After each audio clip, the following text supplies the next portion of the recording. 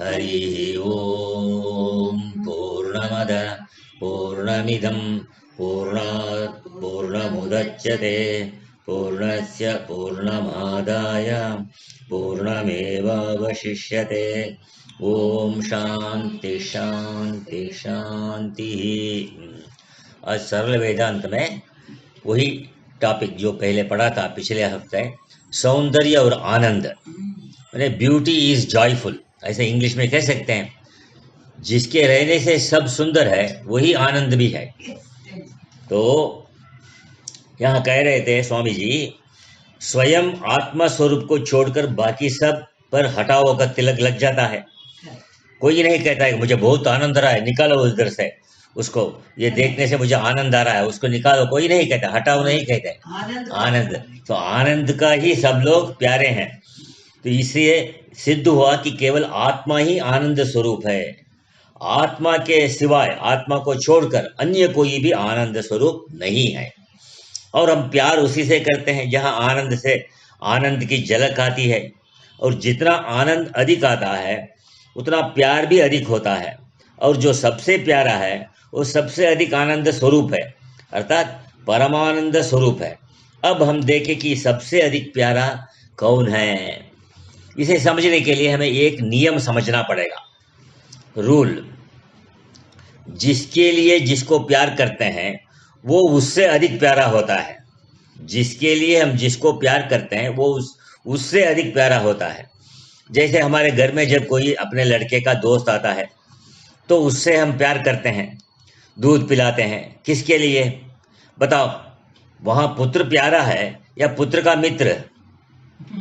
पुत्र प्यारा है इसलिए पुत्र का मित्र भी प्यारा हो गया। आप कहेंगे कि पुत्र अधिक प्यारा है, पुत्र के लिए मित्र से प्यार है। अब देखिए पुत्र किसके लिए प्यारा है? अपने लिए। इससे सिद्ध हुआ कि पुत्र से भी प्यारा है अपना आप। सभी पदार्थ अपने लिए प्यारे लगते हैं। मेरा बेटा, मेरा धन, मेरी जायदाद, प्रॉपर्टी, मेरे कुटुंबी परिवार, इस प्रकार इन सबसे जो प्रेम है ये सब अपने लिए है। और जिसके लिए प्रेम होता है वो अधिक प्यारा होता है। जिसके लिए प्यार होता है सब अपने लिए। तो अब तो मैं जो है वो अधिक प्यार सबसे। इस उपर्युक्त माने इस न्याय के अनुसार, इस नियम के अनुसार सबसे प्यारा है अपना आप, माने सेल्फ, आत्मा। अर्थात सबसे अधिक आनंद स्वरूप माने परमानंद स्वरूप है अपना आप, यानी अपना निज स्वरूप। माने निज स्वरूप माने अपना असली स्वरूप, आत्मदेव। श्री गोस्वामी भी फरमाते हैं, कहते हैं, सुरनर मुनिजन की यह रीति, स्वार्थ लागी करे सब प्रीति। अर्थात देवता, मनुष्य और मननशील महापुरुषों की भी यही रीति है कि सभी स्वार्थ के कारण ही प्रेम करते हैं। सभी स्वा के अर्थी हैं। स्वा का अर्थ है अपना आप, आत्मदेव। अर्थी का अर्थ है चाहने वाला। विद्यार्थी, विद्या को चाहने वाला विद्यार्थी कहता है। यहाँ स्वार्थी माने स्वा का चाहने वाला।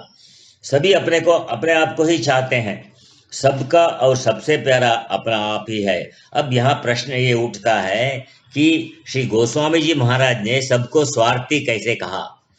तो देवताओं को और साधारण मनुष्यों का स्वार्थी होना तो सबको मालूम है, परंतु महात्माओं को स्वार्थी कहना हृदय स्वीकार नहीं करता सन्यासी को। और यदि सभी स्वार्थी हैं तो फिर परोपकार शब्द ही डिक्शनरी से निकालना पड़ेगा। तो इधर गोस्वामी जी महाराज स्वयं लिखते हैं, परहित सरिस धर्म नहीं भाई, परपीड़ा सम नहीं अधमाई। जब परहित होता है दूसरों का तो सभी स्वार्थी कैसे?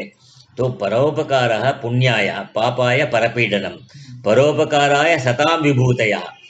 इस शास्त्रों के वचन की भी परोपकार को सिद्ध करते हैं।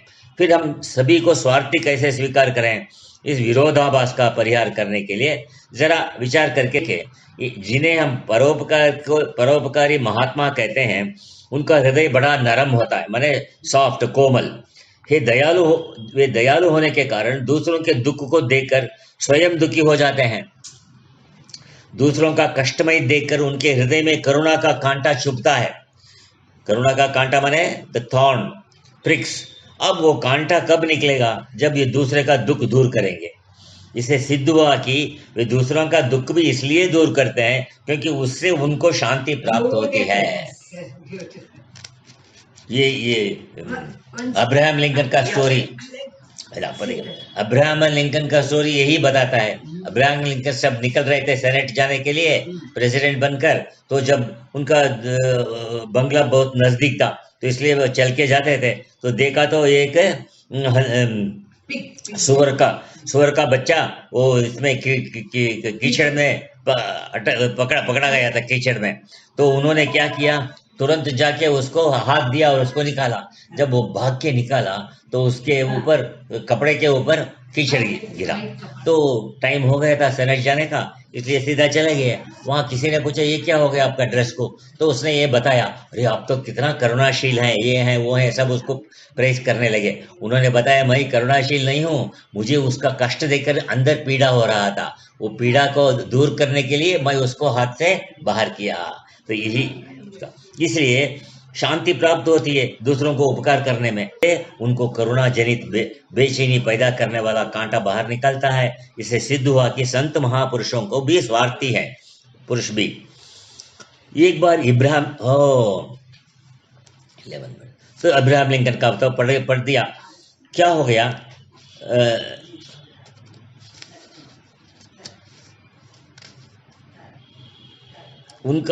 उनका स्वार्थ जो अब्राहम लिंकन का कथा में सुनाया अभी, तो अब्राहम लिंकन का स्वार्थ जो था वो साधारण स्वार्थी लोगों जैसा निकृष्ट स्वार्थ नहीं है, अभी तो शुद्ध स्वार्थ है। ये अलग है, शुद्ध स्वार्थ। स्वार्थ दो प्रकार का होता है, एक शुद्ध स्वार्थ और दूसरा अशुद्ध स्वार्थ। शुद्ध स्वार्थ उसे कहते हैं जिसे दूसरों का हित हो और अपने को शांति मिले, ये शुद्ध स्वार्थ है। और अशुद्ध स्वार्थ उसे कहते हैं जिससे दूसरों का अहित हो और दूसरों को दुखी हो और अपनी तुच्छ वासना पूर्ण हो। अतः निकृष्ट पुरुषों का स्वार्थ अशुद्ध स्वार्थ है और महापुरुषों का स्वार्थ शुद्ध स्वार्थ है।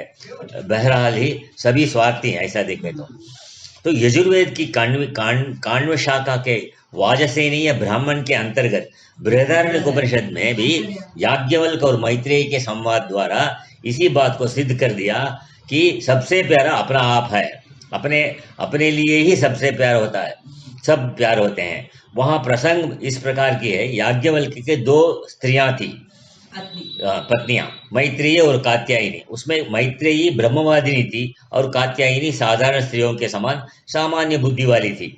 यहाँ ये शंका नहीं करनी चाहिए कि याज्ञवल्क्य ने ऐसा आध्यात्मिक पुरुष होते हुए भी, ऋषि होते हुए भी दो स्त्रियां क्यों रखी थी, क्योंकि प्राचीन काल में यज्ञों की प्रधानता रहती थी। यज्ञ में यजमान को स्त्री सहित बैठना पड़ता है। जहां दीर्घ काल के यज्ञ चलते थे वहां एक स्त्री के रजो दर्शन होने पर तुरंत दूसरी स्त्री को यज्ञ में बिठा देते थे। इसलिए धर्मपरायण व्यक्ति दीर्घ यज्ञों का दृष्टिकोण रखकर एक से अधिक विवाह करते थे। जब याज्ञवल्क्य जी विद्वत संन्यास, ज्ञान होने के बाद संन्यास लेने लगे, तब उन्होंने दोनों स्त्रियों को अपनी संपत्ति बांटने का प्रस्ताव किया, क्योंकि घर छोड़ के जाने वाले थे। तब कात्यायनी के मुख से तो कुछ निकला नहीं। कात्यायनी चुप रहती थी क्योंकि वो प्रिय कामिनी थी। उस धन में उसका सारा सुख नहीं था, धन से प्यार करती थी, किंतु मैत्रेयी श्रेय कामिनी थी।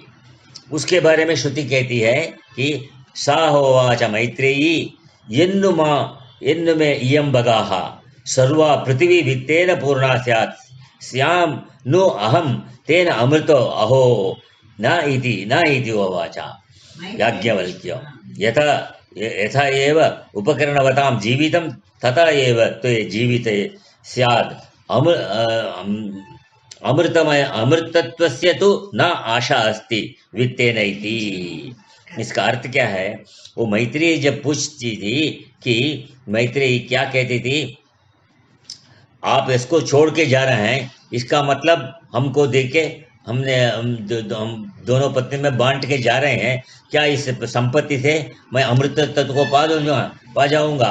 इसलिए कहा ये धन के संपन्न सारी पृथ्वी मेरी हो जाए तो क्या उसमें अमर हो सकती हूँ।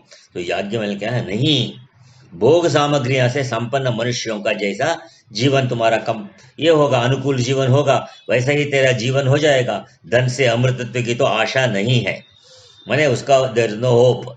तब मैत्रेयी कहा, ये न अहम न अमृता श्याम, जिससे मैं अमृतत्व को ना पा सकता हूँ, किम हम तेन कुर्याम, उससे मैं क्या करूं, कि अमृतत्व को छोड़ के दूसरे से क्या करूं। यदेव भगवान वेद तदेव मैं ब्रूहि इति, आप जो जानते हैं वो मुझे उपदेश कीजिए, जिससे मैं अमर नहीं हो सकती उसे लेकर क्या करूं। तो श्रीमान जो कुछ अमृतत्व का साधन जानते हो वही मुझे बतलाइए। वो सुनकर याज्ञवल्क्य जी अति प्रसन्न होकर अमृतत्व का साधन की व्याख्या करते हुए ऐसे मंत्र कहते हैं, स होवाचा, तो याज्ञवल्क्य ने, नवारे पत्युः कामाय पति प्रियो भवति, आत्मनस्तु कामाय प्रति प्रियो भवति, नवा अरे जायायै कामाय जाया प्रिया भवति, आत्मनस्तु कामाय जाया प्रिया भवति, नवा अरे पुत्राणां कामाय प्रिया भवति, आत्मनस्तु कामाय पुत्रा प्रिया भवन्ति, नवा अरे सर्वस्य कामाय सर्वं प्रियं भवति, आत्मनस्तु कामाय सर्वं प्रियं भवति, आत्मावारे द्रष्टव्यः श्रोतव्यो मंतव्यो निदिध्यासितव्यः। मैत्रेयी, आत्मनि खलु अरे दृष्टे श्रुते मते विज्ञाते इदं सर्वं विदितम्। उन्होंने कहा, अरे मैत्रेयी, ये निश्चय है कि पत्नी के प्रयोजन के लिए पति प्रिय नहीं होता है, अपने प्रयोजन के लिए पति प्रिय होता है। स्त्री के प्रयोजन के लिए स्त्री प्रिय नहीं होती, अपने के प्रयोजन के लिए स्त्री प्रिय होती है। पुत्रों के प्रयोजन के लिए पुत्र प्रिय नहीं होते हैं, अपने ही प्रयोजन के लिए पुत्र प्रिय हो, माने अपने आनंद के लिए। सो धन के प्रयोजन के लिए धन प्रिय नहीं होता, अपने ही प्रयोजन के लिए धन प्रिय होता है। पशुओं के प्रयोजन के लिए पशु प्रिय नहीं होते, अपने ही प्रयोजन के लिए पशु प्रिय माने संपत्ति। तो ब्राह्मण के प्रयोजन के लिए ब्राह्मण प्रिय नहीं होता, अपने प्रयोजन के लिए ब्राह्मण प्रिय होता है। क्षत्रिय के प्रयोजन के लिए प्रति, ऐसे सबके बताते जा रहे हैं आगे आगे। तो इसलिए अरे मैत्रेयी, आत्मा ही दर्शनीय है, अर्थात मनुष्य जन्म पाकर मोक्ष के लिए आत्मा का साक्षात्कार अवश्य करना चाहिए। दूसरा बार पढ़ता हूं, मनुष्य जन्म पाकर मोक्ष के लिए आत्मा का साक्षात्कार अवश्य करना चाहिए, क्योंकि बिना आत्मदर्शन के मोक्ष प्राप्त नहीं होता। आत्मा का प्रत्यक्ष कैसे करें, इसके उत्तर में आगे वेद कहता है, आत्मा श्रवणीय, श्रवण करना पड़ेगा उसके बारे में, सत्संग से मननीय, और मन से उसका बारे में विचार करना पड़ेगा, निधिध्यासन, विचार से जो तुम्हें समझ में आया उसका ध्यान करना पड़ेगा, यही योग्य है। मैत्रेयी, निश्चय ही आत्मा का दर्शन, श्रवण, मनन और विज्ञान हो जाने पर ये सब कुछ ज्ञात हो जाता है, अर्थात सारे ब्रह्मांड के वास्तविक स्वरूप का अनुभव हो जाता है। इस प्रकार यजुर्वेद के याज्ञवल्क्य मैत्रेयी संवाद से भी यही सिद्ध होता है कि सबका सबसे प्यारा अपना आप ही है, सभी अपने से ही प्यार करते हैं, तो सभी स्वार्थी हैं। श्री निश्चलदास जी महाराज ने भी यही कहा करते थे, ओम पूर्णमद पूर्णमिदं पूर्णात् पूर्णमुदच्यते पूर्णस्य पूर्णमादाय पूर्णमेवावशिष्यते। ओम शांति शांति शांति।